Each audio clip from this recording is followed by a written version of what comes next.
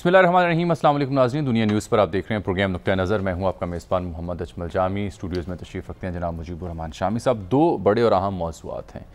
एक तो लंदन बैठे नून लीग के कायद मियाँ मोहम्मद नवाज़ शरीफ को लाहौर में कोरोना वैक्सीन लग गई है और उसके ऊपर अब FIA को लिखा गया है। बुज़दार सरकार ने नोटिस लिया है, नादरा ने लाताल्लुक़ी का इजहार किया है, दूसरी डोज़ लगने का मैसेज भी उन तक पहुँचा।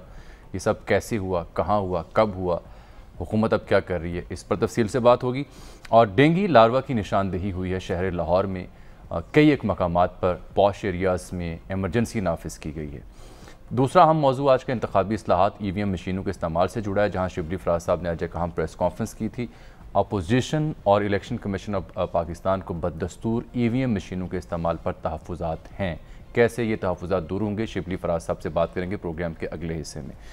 सर, ये 22 सितंबर यानी कल 4:04 पर कोट ख्वाजा सईद का जो अस्पताल है, वहाँ पर एक शहरी को नवाज शरीफ साहब के शनाख्ती कार्ड के ऊपर वैक्सीन लगी, उन्हें मैसेज भी किया और दूसरी डोज़ लगने का मैसेज भी उन्हें जा चुका है। उसके बाद फिर हुकूमत को इल्म हुआ कि अच्छा कुछ हुआ है। यानी कोई उनका जो शनाख्ती कार्ड है वो जाहिर है वो भी उनके पास होगा, उसकी फ़ोटोकॉपी शायद किसी के पास। अच्छा, आप ये बताएं मुझे, ये तो दाद देनी चाहिए आपको। किसको? यानी उन लोगों को, साइंस की तरक्की। अच्छा, साइंस और टेक्नोलॉजी में आपके मुल्क ने इतनी तरक्की कर ली कि लंदन बैठे हुए आदमी को आप वैक्सीन लगा सकते हैं यहाँ लाहौर में। अच्छा, ये तो जिद्दत है। अगर आप ये जो कोरोना वायरस है ये चाइना से ट्रेवल करके पाकिस्तान पहुंच सकता तो है, वैक्सीन क्यों नहीं लंदन लग सकती? तो वैक्सीन क्यों नहीं जा सकता? ये बात तो है, दाद देनी पड़ेगी इसमें। तो आपने स्पीचलेस मैं तो सोच रहा था कि शिबली फराज साहब इस पर प्रेस कॉन्फ्रेंस करेंगे। नहीं, वो EVM पे थे कि वो ये हमारी तरक्की है, वो NCOC का मामला है। और हो सकता है कि फवाद चौधरी साहब ये कहते कि ये तो मेरा कारनामा है, शिबली साहब अपने नाम लिखवा रहे हैं। लेकिन ये इस कारनामे पे जो मंतक और दलील दी है ना फयाजुल हसन चौहान साहब ने, वो भी बड़ी दिलचस्प है। ज़रा पहले देखिए फयाजुल हसन चौहान साहब इस पे क्या कहते हैं। और इत्तला नर्ज़ा की कमेटी बना दी गई है इसको प्रोब करने के लिए। हसन रज़ा हमारे नुमाइंदा खुसूसी, उनसे बात करेंगे। पहले देखें वहाँ फयाजुल हसन चौहान पेशावर जो है, हाँ, पेशावर में भी आज ये कुछ गिरफ्तारियां हुई हैं। अच्छा, ये दो मौजूआत है ना, हमने ये दूसरा मौजू रखा जो वहाँ भी जाली जो थे ना सर्टिफिकेट ये कोरोना के, वो जारी किए जा रहे हैं। ये इसी से जुड़ा मौजू है ना जी। इस पे भी हमने आज टाइम रखा है, क्योंकि शहर इक़्तिदार इस्लामाबाद में भी ऐसा होता रहा है कि आप 3000 रुपये दें, मुख्तलिफ माफियाज बैठे हुए हैं और वैक्सीन का टीका लगवाए बगैर आप सर्टिफिकेट हासिल कर सकते हैं और दिखा सकते हैं सरकार को या परवाज़ों में बैठते हुए कि हमें वैक्सीन लगी। मैं तो आज वो हमारी अनवारुल हक साहब की बेगम परवीन अनवारुल हक जो मारवी सरमत की वालदा है, उनकी फातिहा के लिए गया, तो वहाँ मुझे लोगों ने बताया कि हमारी डिफेंस की मस्जिद में ऐसे नमाजी मौजूद हैं जो जिन्होंने 1,000 2,000 रुपए दे के वो सर्टिफिकेट हासिल कर लिया। अब उन्हें भी आप दाद नादरा से आप दाद दें कि सर्टिफिकेट 1-2 हज़ार रुपये दे के हासिल कर लिया। हाँ। और अल्लाह के हुजूर बाकायदगी से पेश हो रहे हैं और माशाल्लाह। हाँ, ऐसी नमाजों का क्या फ़ायदा सर? ये तो अब वो बताएंगे, लेकिन मैं तो ये वहाँ ये इस बात का जिक्र और लोग खुद उन्होंने कहा कि हमारी मस्जिद में ऐसे नमाजी मौजूद है, अल्लाह अकबर, जिन्होंने कहा है कि ये वैक्सीन जो है नहीं लगवानी है, लेकिन बहरहाल जाना आना पड़ता है, जरूरी है। तो 1,000 रुपया दिया, 2,000 रुपया दिया और सर्टिफिकेट मिल गया। क्या मनता है। अच्छा सर, हसन रज़ा आपसे हम बात करते हैं। सर, इस्मा शौकत हमारी नुमाइंदा है इस्लामाबाद से, जिन्होंने ये प्रूव किया था। इसीलिए बड़ा मशहूर डायलॉग है ना, वो क्या? उन्होंने कहा नमाज मुझ पर फर्ज है और चोरी मेरा पेशा है। सुभान अल्लाह, सुभान अल्लाह। तो फर्ज की अदायगी भी करनी है और पेशा भी नहीं छोड़ना। मिलावट भी करनी है, हज उम्रे भी करनी है। हाँ जी, और जाली सर्टिफिकेट भी बनाने हैं और नमाज मस्जिद में हाजिरी भी देनी है। क्या बात है सर, इस पे तो बस दाद ही दी जा सकती है। अच्छा हसन, साथ ही रहेगा, पहले देखें फयाजुल हसन चौहान साहब ने इस वाक़े के ऊपर क्या तावील घड़ी है और फिर मरीम नवाज ने इसके ऊपर क्या कहा है। आज जो है वो सुल्तान मफरूरुद्दीन उर्तुगुल नवाज शरीफ साहब की जाली शनाख्ती कार्ड का भी एक आया, या असली शनाख्ती कार्ड था वो जनाब, उसके ऊपर वैक्सीनेशन करवा के कोई चला गया। तो एक तो ये है कि CM साहब के ऑफिस से वज़ीर आला पंजाब सरदार उस्मान बुज़दार साहब ने फौरी तौर पर उसकी इन्वेस्टिगेशन करने की FIA को आर्डर जारी कर दिया है लेकिन बुनियाद असल में ये है कि जिस फ्रॉडिये ने भी ये फ्रॉड किया है उसने कहा कि यार मैं किसी अपने से बड़े फ्रॉडिये का जनाब शनाख्ती कार्ड इस्तेमाल करके ये फ्रॉड करूं। वैसे भी पूरे हिंद और सिंध में और चरिंद और परिंद में आले शरीफ के और बेगम सफदर रवान साहिबा के और नवाज शरीफ साहिबा के धोखे, झूठ, फ्रॉड, फ्रेब, वो 420 उसका तज़किरा पूरे हिंद और सिंध और चरिंद और परिंद में जनाब इस वक्त हो रहा है। लेकिन सवाल ये है कि आपकी हुकूमत में भी अगर फ्रॉड लगाया जा रहा है तो ये आपकी नाकामी है।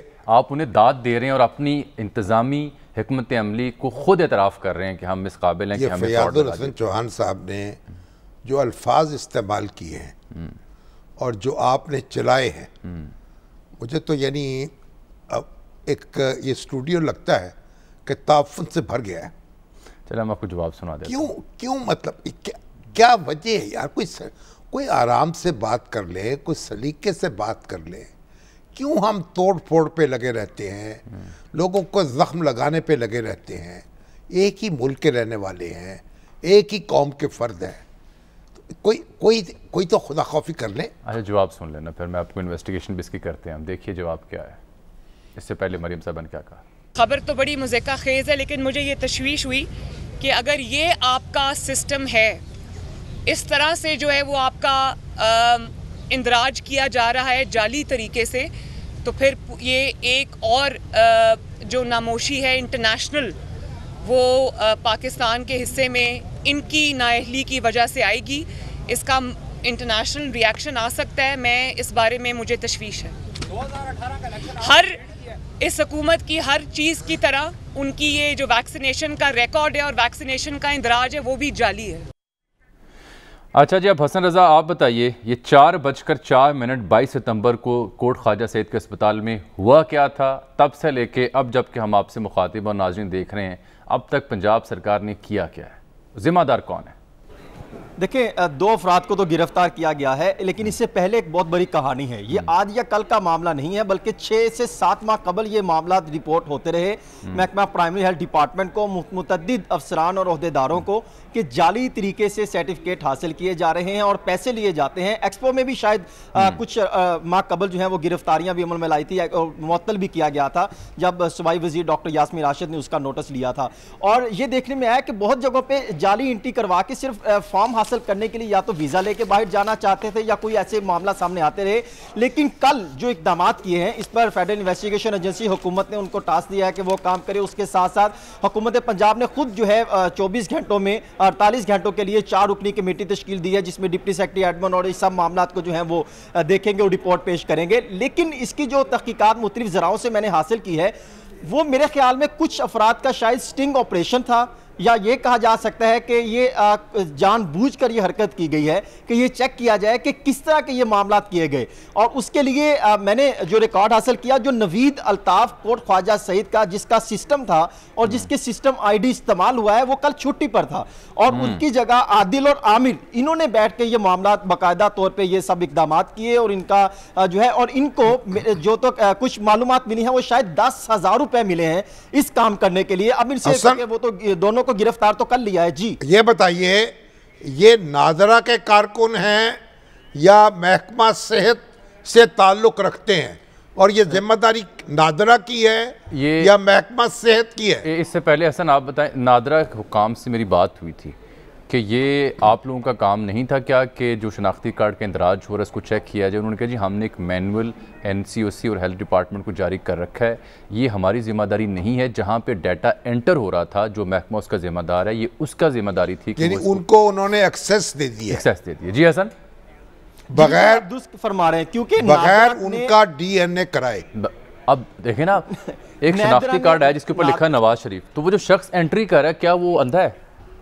नहीं, वो देख नहीं सकता कि क्या नवाज शरीफ है या नहीं है। जी वो सवाल ये है एग्रीमेंट हुआ है ना हुकूमत, इसका मतलब ये है कि ऐसे गैर जिम्मेदार अनासर जो है मौजूद है, उनको रसाई दे दी गई है नादरा के उस सिस्टम में। ये बड़ी तशवीशनाक बात है। वो महकमा हेल्थ पंजाब की भी जिम्मेदारी थी कि यहाँ पर जो ऑफिसर या जो ट्रेनर और जो ऑपरेटर टाइप जो स्टैंडो बंदे बैठाए जाते हैं उनकी क्या ट्रेनिंग की गई, उनकी किस तरह मॉनिटरिंग की जाएगी, किस तरह चेक एंड बैलेंस किया जाएगा। क्योंकि जो रिकॉर्ड सामने आया था अब तो वो डिलीट कर दिया गया, जो रिकॉर्ड हमारे तक पहुंचा था उसमें तो बाकायदा एक चार्जशीट जो है वो रिपोर्ट निकलती है। और दूसरी सबसे इंपॉर्टेंट चीज, अगर मैं चाहूं तो किसी भी शख्स का शनाख्ती कार्ड एंटर करके उसका सर्टिफिकेट हासिल कर सकता हूं, जबकि ये इलीगल है, मुनासिब नहीं है। यानी मैं जामी साहब मैं आपका भी कर सकता हूं, शामी साहब का भी जो है वो सर्टिफिकेट हासिल कर सकता हूं, जबकि एक्सेस नहीं होनी चाहिए कि मैं किसी दूसरे का सर्टिफिकेट हासिल कर सकूं। ये भी गलत इकदाम होना चाहिए, लेकिन एक्सेस दी गई है। सिस्टम ऐसा नहीं है कि जिसको मुकम्मल साथ रहेगा। मैंने आपसे डेंगी लार्वा पर बात करनी है। मीडिया के लोग जो हैं वो उन्होंने ये कार्रवाई की है ये साबित करने के लिए मैं वही कि जालसाजी हो रही है। अभी इस्लामाबाद से हमारी नुमाइंदा इस्मा शौकत वो बराह रास्त मौजूद हैं, आपको वो अपनी आप बीती सुनाती हैं। उन्होंने स्टिंग ऑपरेशन किया था, लेकिन उससे पहले ये सुन लें कि ये नवाज शरीफ को जो वैक्सीन लगी है उसके ऊपर शहबाज गिल साहब ने यह फरमाया है कि स्कैंडल मुलव्वस वैक्सीनेटर सिर्फ मुअत्तल नहीं बल्कि इनको जेल में डाला जा रहा है। मुल्क की बदनामी की इस कोशिश में नून लीगी अहदेदारान भी सामने लाए जाएंगे। पंजाब की iron lady doctor Yasmin Rashid के होते हुए ऐसे नासिर कामयाब नहीं होंगे। अब उसके ऊपर हिना परवेज़ भट्ट साहिबा भी ज़ाहिर बात है सोशल मीडिया पे एक्टिव हैं। उन्होंने कहा है कि मैं इंतज़ार कर रही थी कि मियाँ साहब की लाहौर में जाली वैक्सीनेशन का इल्ज़ाम पीटीए वाले नून लीग पर डालेंगे, और आखिरकार पीटीए ने हस्ब आदत वही काम किया। ठीक है जी, वो उधर से ये इधर से बराबर हो गया साहब। वो ये कहेंगे नवाज शरीफ साहब पर ये एक पर्चा और कटवा दे, बनता है ना कि वो फरार हो गए लाहौर से, है ना। वैक्सीन आने के लगी है। हाँ, हमारे पास सबूत है, वैक्सीन लगवा के यहाँ से फरार हो। हमारे पास सबूत है कि ये देखिए उनको हमने वैक्सीन लगाई है, ठीक, और वो फरार हो गए। बस ये बनता है ना सच्चा, बिल्कुल बनता है। अच्छा, इसमें शौकत आप बताइएगा कि शहर इक़्तिदार में भी कुछ ऐसे ही धंधे की निशानदही आपने चंद रोज़ पहले की थी। कितने रुपए लगे और आपको सर्टिफिकेट मिल गया बगैर वैक्सीन लगवाए हुए? क्या कहानी थी और अब तक अथॉरिटीज़ ने क्या एक्शन लिया इस पर? जी अजमल जामी साहब, यहाँ पे मैं बताऊँ कि इस्लामाबाद में काफ़ी दिनों से ये शिकायत मौसूल हो रही थी कि जाली सर्टिफिकेट जो कोरोना के वैक्सीनेशन के हैं वो बन रहे हैं, लेकिन इस बात पे यकीन नहीं किया जा सकता था क्योंकि इस्लामाबाद में वफाकी दारुल हुकूमत है, वजारत सेहत एक्टिव नज़र आती है।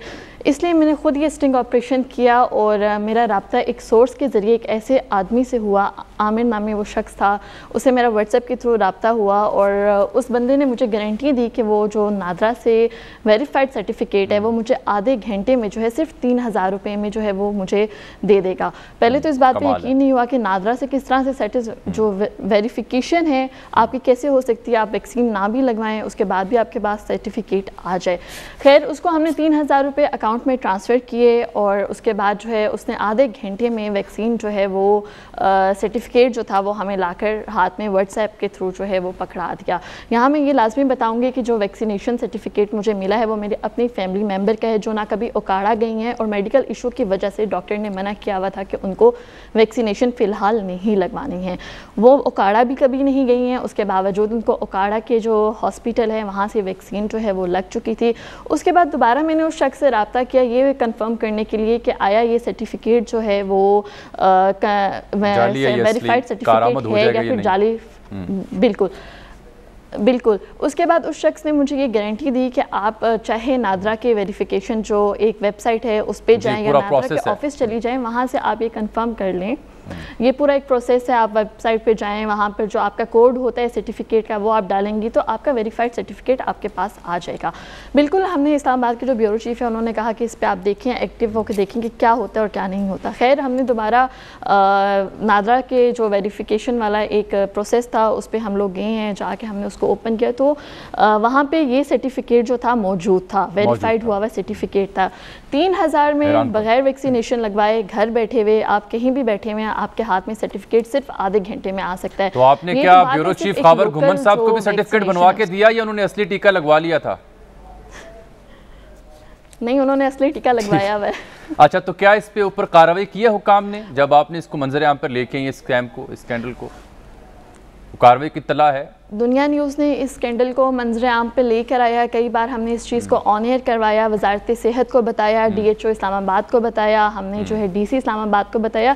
तो हमें यही कहा गया है कि ये जो फेक आप लोगों की डॉक्यूमेंट्री आपने जो भी किया वो फेक बनाया है। हमने प्रॉपर उनको कॉल रिकॉर्डिंग्स भी दिखाएं कि ये कॉल रिकॉर्डिंग हमारे पास मौजूद है, हमारे पास तमाम प्रूफ मौजूद हैं कि हमने जो भी चीज़ की है वो ओरिजिनल है। लेकिन इसके बावजूद अफसोस की बात यह है कि अभी तक उस शख्स के खिलाफ कोई एक्शन नहीं हुआ। हालांकि हमने यहाँ तक कहा कि आपको हम उनका मोबाइल नंबर देते हैं, आप लोकेशन ट्रेस करवाएं, लेकिन यही बात है कि अभी तक इंतजामिया की जानिब से, वजारत सेहत की जानिब से कोई भी इस पर एक्शन नहीं हुआ। आपका बहुत शुक्रिया सर। यही तो मसला है ना। अब देखें ना, ये अगर फेक न्यूज़ ये हमारी खातून सहाफ़ी ना देती, मंजर आम पे ना आती, तो किसी को इल्म ना होता। इसीलिए तो वो फेक न्यूज़ का तदारुक ज़रूरी है ना। नहीं, नाजरा को चाहिए ना कि इस तरह के ऑपरेशन खुद करे, हाँ, ताकि वो लोग पकड़े जा सके। ये तो बड़ी खिदमत है ना जो अखबार नवीस से काम कर रहे हैं। ये हुक्काम को खुद करना चाहिए ताकि उन लोगों की निशानदेही हो सके, उनको कैफरे किरदार तक पहुंचाया जा सके। उनकी निशानदेही तो हो ना हो, अलबत्ता 66,000 से ज़ायद डेंगी लार्वा जो हैं उनकी निशानदेही हुई है शहर लाहौर में। और ये क्योंकि मौसम बदल रहा है तो खदशा है एक दफ़ा फिर कि ये तबाही फैला सकता है। वो तो उन्होंने कहा है लाहौर के जो पॉश इलाके हैं, फरवरी के महीने से इसको तल्फ करने का काम शुरू हो जाना चाहिए था। जो साबिक वजीर सेहत हैं ख्वाजा सलमान रफीक, उन्होंने ये बात कही है। फरवरी के महीने से ऑनवर्ड तो शुरू हो जाना चाहिए था। तो इसका मतलब नहीं हुआ, जभी तो निशानदेही अब हो रही है। हाँ जी।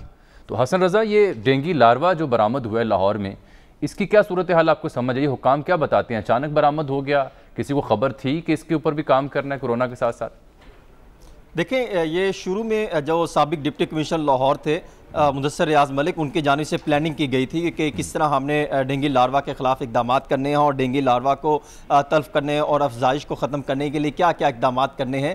उस पर क्योंकि फिर उनको तब्दील कर दिया गया, नए डिप्टी कमिश्नर ग्रेड 18 के जूनियर ऑफिसर हैं, उनको टास्क दिया गया। उस तरीके से भरपूर तरीके से लाहौर में काम नहीं हो सका। और आज ये सूरत हाल है कि अगर 66,000 लाहौर में है तो पूरे पंजाब में तकरीबन जो मैंने मालूमात हासिल की हैं 1,11,000 से ज़ायद जो है डेंगी लार्वा मौजूद है और वो किसी वक्त भी जो है वो मजीद जो है फैल सकता है। पूरे पंजाब में अगर बात की जाए तो 2021 में 828 जो है वो डेंगी के केसेस सामने आए हैं और जिसमें लाहौर में 687 हैं। और सबसे इंपॉर्टेंट चीज, साबिक गवर्नर पंजाब रफीक रजवाना, वसीम रामे और सूबाई वजीर जो है बल्दियात के महमूद रशीद, वो भी डेंगी के मरीज जो है उनको वो मरीज इस टाइम है और वो अपने घरों में अपना इलाज करवाते दिखाई दे रहे हैं। इनके साथ साथ पूरे पंजाब के हॉस्पिटल में 58 जो है वो डेंगी के जो मरीज हैं वो एडमिट हैं, जबकि लाहौर में 31 मरीज एडमिट हैं। और गुज़श्ता 24 घंटों के दौरान जो है अगर देखा जाए तो 92 मरीज जो है वो डेंगी के जो है वो सामने आए हैं, जबकि सिर्फ लाहौर में 64 है। और अभी तक हुकूमत की जानिब से सिर्फ प्लानिंग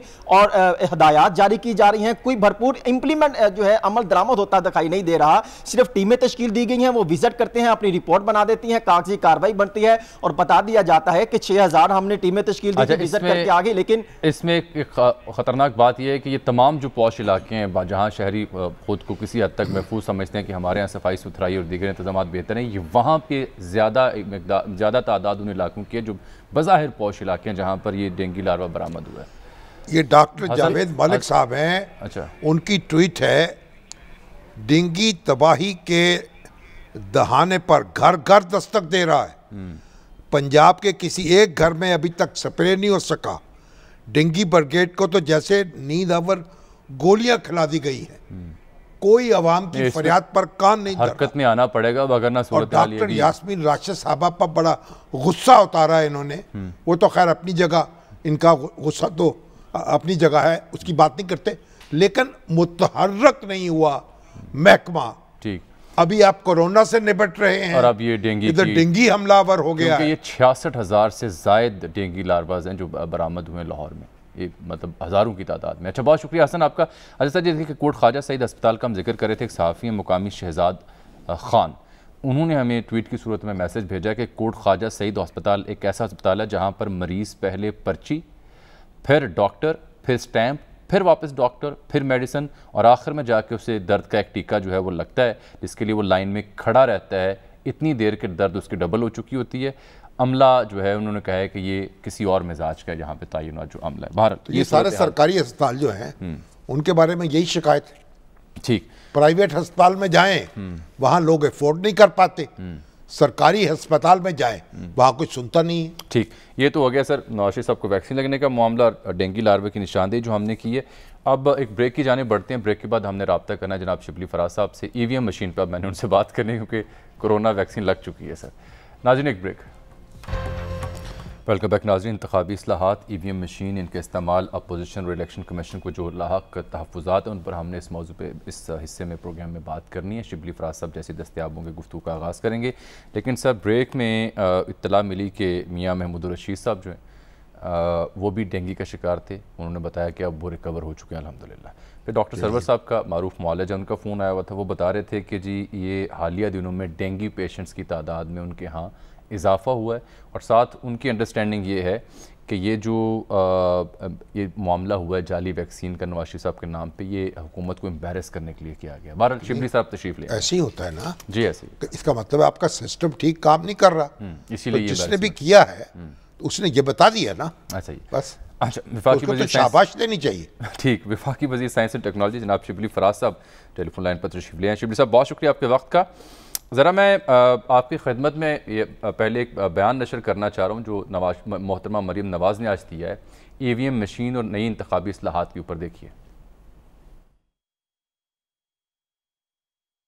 ECP आजकल इनके धांधली के पोल खोल रही है, तो ये ECP के ऊपर चढ़ाई कर रहे हैं। मेरा नहीं ख्याल कि इतनी तारीखी जिल्लत या रुसवाई किसी हुकूमत की किस्मत में आई है। इंतखाबी इस्लाहात को इसलिए इस वक्त बिल्कुल गैर मुअस्सर समझती हूँ कि आप जितनी चाहे इस्लाहात कर लें, जहाँ से धांधली का जो पैदाइश है, मैनिपुलेशन है, जब तक उस सुराख को बंद नहीं किया जाएगा तब तक आप एक जितनी मर्जी इस्लाहात कर लें उनका कोई फ़ायदा नहीं। ECP पे जो हमले हो रहे हैं ये उन लोगों की तरफ से हो रहे हैं जो नून लीग को दर्स दिया करते थे इदारों के एहतराम का। इलेक्ट्रॉनिक वोटिंग मशीन्स जो हैं वो एक जो RTS बिठाया गया था 2018 के इलेक्शंस में, ये उसी तरह का एक दूसरा कहानी जो है वो प्रिपेयर की जा रही है, घड़ी जा रही है। हाँ शिबली साहब, ये क्यों लगता है अपोजिशन को, बिलखुसूस पाकिस्तान मुस्लिम लीग नून को, कि EVM या इंतखाबी इस्लाहात जो हैं वो धांधली की एक स्कीम है? क्या आप लोगों के इनसे मुज़ाकरा डायलॉग नहीं हुए, डेमॉन्स्ट्रेट आपने नहीं किया इनको कि क्या मकसद है आपकी नई इस्लाहात का और इस मशीन का? देखें, पहली बात तो ये है कि अभी आपको मालूम होगा कि जो पार्लिमानी कमेटी बन रही है इलेक्टोरल रिफॉर्म्स को देखने के लिए, तो उसमें शहबाज शरीफ ने भी अपनी पार्टी के नाम दे दिए हैं। तो अगर चचा और भतीजी एक पेज पर नहीं है तो ये हमारा मसला नहीं है। ये तो वो जाने और उनकी पार्टी जाने, जिस तरह की वो खींचताव हो रहा है वहाँ पे, उससे नहीं है। बहरहाल जहाँ तक कि मगर शिबली साहब, मौलाना फजलुर रहमान ने उससे विड्रॉ करने का ऐलान किया है। उन्होंने कहा हम कोई इस कमेटी में नहीं बैठेंगे, हुकूमत के साथ बात नहीं करेंगे। बिल्कुल। तो ये तो उन्होंने अपने आप को सियासी तौर पे मेरा ख्याल है कि काफी नुकसान पहुंचाया है, क्योंकि इस तरह की जब हालात में जब खास तौर पे आप सियासी तौर पे थोड़े से साइड लाइन हो गए हो, इररेलेवेंट हो गए हो, तो फिर तो आपको इस किस्म की एक्टिविटीज में हिस्सा लेना चाहिए। और फिर जमहूरियत के का तकाजा भी यही है कि जो अपोजिशन पार्टीज हैं या गवर्नमेंट है फिर ये कहते हैं कि हमने इनको बताया नहीं। तो हुकूमत का काम था कि इनको अपोजिशन को दावत दी, जो कि कई पार्टीज ने कबूल कर ली है। अगर मौलाना साहब होते तो अच्छी बात थी, अगर नहीं है ये उनकी मर्जी है, उनका हम नहीं कह सकते। ठीक है। अब दूसरा आपने जो आज पेशकश की है कि इलेक्शन कमीशन जो है ये मशीन कोई सी भी ले ले, कहीं से भी ले ले, इस पर आपको एतराज नहीं है? बिल्कुल। तो फिर आपकी मशीन का क्या फायदा हुआ? नहीं, देखें, हमारी जो मशीन थी उसका तो मकसद ये था कि वो एक प्रूफ ऑफ कॉन्सेप्ट था, यानी कि एक आइडिया को हमने अमली शक्ल दी कि जी ये इलेक्ट्रॉनिक वोटिंग मशीन इस तरह की कारकर्दगी दिखा सकती है, आपके अपने मुल्क में एक चीज बन सकती है जो कि आपके इलेक्शन प्रोसेस को, उसके जितने भी मसाइल हैं उसको हल कर सकती है। तो हम ये कह रहे हैं कि ये ऑपोजिशन वाले इस बात पे शायद उनको इल्म नहीं है या वो जानबूझकर ऐसी बात कर रहे हैं कि इस मशीन में कुछ हमने ऐसी चीजें दाखिल कर दी हैं जिससे कि वोट किसी और को पड़ेगा, वो आएगा हमारे खाते में।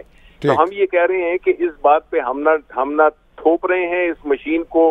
हम कंपेटिटिव प्रोसेस में जो भी जो मशीन यूज की जाती है, जो कि इलेक्शन कमीशन ऑफ पाकिस्तान करेगा, हम नहीं करेंगे। हुकूमत का काम था कि वो सिर्फ उन्होंने अपनी इस ख्वाहिश को एक अमली शक्ल दी है कि ये इस तरह से एक इलेक्ट्रॉनिक वोटिंग मशीन आपके इंतखाबात को साफ, शफाफ और क्रेडिबल बना सकती है। तो इंटरनेशनल कंपटीशन जो है request for proposal election commission फौरन अनाउंस करे, सारी दुनिया की कंपनीज आए जिसमें के हर किस्म के लोग आ सकते हैं, पाकिस्तानी कंपनीज भी आ सकती हैं, उसमें हो सकता है ये मशीन भी कम्पीट करे। ये जरूरी नहीं है कि इसी को ही मिले, तो मशीन कोई भी हो सकती है जो कि उस पे उन स्पेक्स पे पूरी उतर सकती है और बाकी जितनी भी शराइत जो इलेक्शन कमीशन ऑफ पाकिस्तान देगा वो। शाम साहब, एक नुक्ता ये भी है कि इलेक्शन कमीशन ने जो 37 एतराज़ात उठाए थे उनको फ़क्तन गवर्नमेंट एड्रेस करे, शिबली साहब बिलखसूस, लेकिन जो कल की इलेक्शन कमीशन की प्रेस रिलीज़ थी, उनका जो इजलास था, उसके बाद जो जिन नुकात पर उन्होंने इत्तफाक़ किया था, उसमें यह लिखा गया था कि हुकूमत की जानिब से ताहाल EVM से मुतालिक मांगी गई चीज़ों की तफसीलात फ़राहम नहीं की गई, जो चीज़ों पर वजाहत जिन नुकात पर चाहिए थी वो फ़राहम नहीं की गई। उस वजाहत में हम देखते हैं कि बड़े पैमाने पर ख़रीदारी और तयनात ऑपरेटर्स की बड़ी तादाद को ट्रेनिंग देने का मामला उसमें शामिल है। इसके साथ साथ इन्होंने साथ आगे लिखा हुआ है कि इंतखाबी तनाज़े की सूरत में कोई सबूत दस्तियाब नहीं होगा, बैलेट पेपर में तब्दीली के हवाले से आखिरी लम्हात में अदालती अहकामात आड़े आ सकते हैं, डाटा इंटीग्रेशन और कन्फिगरेशन जैसे मामला पैदा हो सकते हैं। ठीक है, अगर आप मुझसे जवाब मांग रहे हैं इसमें, देखें जो उन्होंने एतराज़ात उठाए हैं वो एतराज़ात इनके इस मशीन से स्पेसिफिक नहीं थे। वो उन्होंने मुख्तलिफ जगह पे कहा भी है और ये है भी ऐसा, क्योंकि वो जो 37 नुकात थे उसमें से 27 नुकात थे जो कि इलेक्शन कमीशन की कैपेसिटी से रिलेट करते हैं, कुछ का जिक्र आपने किया। बाकी जो 10 पॉइंट थे वो मशीन की टेक्निकल साइड के थे, जो कि उन्होंने हमारी मशीन को चूंकि टेक्निकली देखा ही नहीं है, अभी एक इजलास हुआ है और उसके बाद कोई इजलास ही नहीं हुआ, और वो जब उन्होंने जमा कराई थी उस वक्त तक तो एक इजलास भी नहीं हुआ था, तो उससे तो हमारी मशीन जो हमने बनाई है उससे उसका कोई ताल्लुक ही नहीं है। दूसरी बात, अगर वो ये मशीन देख लेते, उसको टेक्निकली असेस कर लेते, तो ये 37 पॉइंट्स की जगह ये 27 पॉइंट्स होते जो कि इलेक्शन कमीशन से रिलेटेड है। अब इलेक्शन कमीशन ने जी अपनी कैपेसिटी खुद बढ़ानी है, ये हमारा काम नहीं है, ये उन्होंने अपनी कैपेसिटी को बढ़ाना है। जो इश्यूज उन्होंने किए हैं, जिनका जिक्र किया है, वो उनका मसला है, वो हमारा मसला नहीं है, हुकूमत का नहीं है। हुकूमत से वो बजट मांगेंगे, वो बजट उनको दिया जाएगा, कैपेसिटी है, ट्रेनिंग है, बाकी मसले मसाइल हैं, किस तरह से इलेक्शन कमीशन को 21वीं सदी के इलेक्शंस के मुताबिक ढालना है। ये अगर आप 1970 और 1980 और 90 की दहाइयों के इलेक्शंस के तरीकों पे चलते रहेंगे तो कभी इस मुल्क में हमेशा हर हुकूमत नबोरदाजमा रहेगी, बरसरे पैकार रहेगी, अपोजिशन और हुकूमत। इसमें साल 2, 3 साल, 4 साल ज़ाया हो जाते हैं। शिबली साहब, जो कमेटी पर इत्तफाक हो गया है तो फिर मुनासिब होगा कि ये सारे मामला वहीं तय कर लिए जाएं। बिल्कुल बिल्कुल जी। देखें जहां तक इलेक्ट्रॉनिक वोटिंग मशीन का ताल्लुक है उसके बारे में कानून साजी वो पार्लियामेंट कमेटी करेगी, लेकिन जहां तक उसको खरीदना, उसको मैनेज करना, वो सारा वो इलेक्शन कमीशन करेगी, वो हुकूमत नहीं करेगी। ठीक। शिबली फराज साहब, चूँकि आप प्रोग्राम में मौजूद हैं बराह रास्त, तो चंद रोज़ पहले मोहतरमा मरियम औरंगज़ेब साहबा भी इसी मौजू पर इज़हार ख्याल हमारे ही प्रोग्राम में कर रही थी, तो उन्होंने ये चैलेंज दिया था कि मैं इस प्रोग्राम के प्लेटफॉर्म पे शिबली फराज साहब के साथ बराह रास्त एक मुकालमा करने को तैयार हूँ कि जो हमारे पास तहफ़्फ़ुज़ात की फ़हरिस्त है, जो निकात हैं टेक्निकल, उनके ऊपर बराह रास्त आवाम के सामने बात करने को तैयार हूँ। तो उम्मीद है कि अगर हमें आप सोमवार को टाइम दें तो हम उन्हें भी ज़हमत देते हैं ताकि बराह रास्त जो उनके एतराज़ात और आपके जवाबात हैं वो भी नाज़रीन तक पहुँच सकें। बिल्कुल जी, बिल्कुल, मैं हाजिर हूँ। बिल्कुल ज़बरदस्त, बहुत शुक्रिया आपके वक्त का, और इंशाल्लाह फिर सोमवार को इस मामले को आगे बढ़ाएंगे। मरियम औरंगज़ेब साहबा को भी ज़हमत देंगे और शिबली फराज साहब को भी, क्योंकि मरियम साहबा ने उनका नाम लिया, उन्होंने कहा जी बिल्कुल मैं हाजिर हूँ। तो ये डिबेट हम सोमवार को आगे बढ़ाएंगे ताकि उनके जो तकनीकी एतराज़ात हैं वो आप भी जान सकें और जवाब भी शिबली फराज साहब को जान सकें। सर, ये तो मामला चलेगा कमेटी में भी और फिर नुक्ता नज़र में भी चलेगा सोमवार को। चलिए, ठीक है सर, एक जगह बैठ के गौर करें, जो टेक्निकल जो जिनके पास नो हाउ है उनकी बात सुने, अपनी सुनाएं। यानी ये जो सवाती डिक्शन है उसको तो इस्तेमाल ना करें। वो सवाती जो फैक्टर है ना, उसके ऊपर शेख रशीद साहब ने बड़ी अहम बात की थी। एक आसमा शराजी साहब के प्रोग्राम में शरीक गुफ्तगू इस मौजू पर उन्होंने कहा था कि मैं ये समझता हूँ कि टेबल पर ही बात हल होती है, कोई तरीका नहीं है। नहीं, टेबल पर ही गालियां देने से तो बात हल नहीं होती ना। वो तो उनको तो कुछ सलीका ही नहीं बात करने का।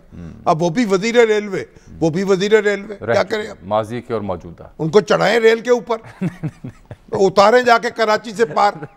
बस रेल चलती रहे काफ़ी है, बाकी मामला तो अपनी जगह। अच्छा सर, आज सऊदी अरब का कौमी दिन है और बड़े गहरे तारीख 91 साल हो गए, 91 से 91 ईयर्स हो गए सऊदी अरब को माशाल्लाह मौजूदा एक जदीद सऊदी अरब कायम हुए।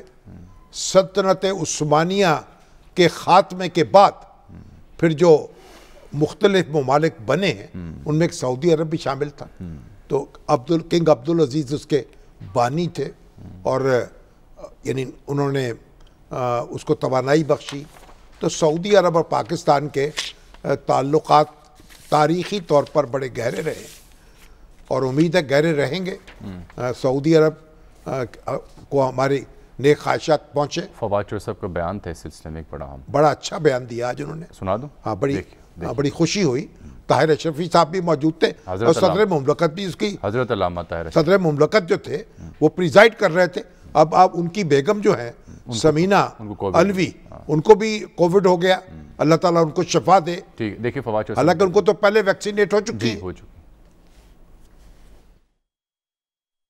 1940 में जब किंग अब्दुल अजीज तशरीफ लाए कराची में अपने 5 भाइयों के साथ, उससे ये जो ताल्लुक है वो हमारा इस्तवार हुआ। और फिर 1946 में जब बंगाल का कहत हुआ तो ये सऊदी अरेबिया ही था जिसने उस वक़्त कायद आज़म मोहम्मद अली जिन्ना की अपील के ऊपर उस वक़्त 10,000 ब्रिटिश पाउंड जो हैं वो इस कहत में डोनेट किए ऑल इंडिया मुस्लिम लीग को। 1946 ही के अवाखिर में जब पाकिस्तान 1947 से पहले हम अक़वाम मुत्तहिदा के इजलास में शिरकत के लिए गए तो कांग्रेस ने जो मुस्लिम लीग ऑल इंडिया मुस्लिम लीग का जो वफद था उसको यूनाइटेड नेशन में दाखिले से रोक दिया था। जब किंग अब्दुल अजीज़ ने जो अशाइया दिया जिसमें यूनाइटेड नेशन के तमाम लोगों को उन्होंने बुलाया तो उसमें उन्होंने ऑल इंडिया मुस्लिम लीग के जो सरबराहान थे उनको अपने अशाइये में बुलाया और यूं पाकिस्तान की राह हमवार की यूनाइटेड नेशंस में दाखिले के लिए। तो सिर्फ मैं ये पॉइंट आउट करना चाहता था कि जो सऊदी अरेबिया के साथ हमारा ताल्लुक है वो आज़ादी से भी पहले का है। सऊदी अरब और पाकिस्तान दोस्ती जिंदाबाद।